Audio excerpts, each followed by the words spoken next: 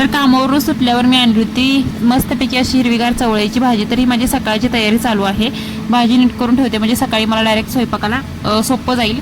तर भाजी नीट करून झाली होती माझी आणि ते मी चपात्या करून घेते आता जेवणासाठी. सकाळची कणिक शिल्लक होती त्याच्या 2-3 चपात्या करून घेतल्या.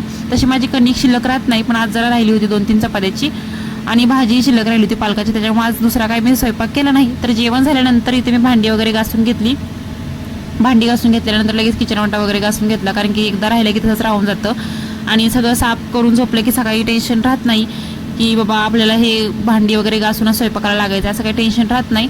तर इथे मी संध्याकाळी ठरवूनच झोपते की मला उद्या सकाळी काय काय स्वयंपाक करायचा असेल. तर इथे मी आता आज ठरवलं होतं की उद्या सकाळी मला चवळीची भाजी, चपाती, वरण भात आणि नाश्त्यासाठी मुगाच्या डाळीचे हे करायचे होते, चिल्ले करायचे होते. त्यासाठी मी इथे मूग भिजत घातले होते. सॉरी, मुगाची डाळ नाही, मूग भिजत घातले अख्खे. तर अशा पद्धतीने माझं नियोजन असतं. कसा वाटला तुम्हाला व्हिडिओ? आवडला असेल तर लाईक करा, शेअर करा. आपल्या चॅनलवर नवीन असेल तर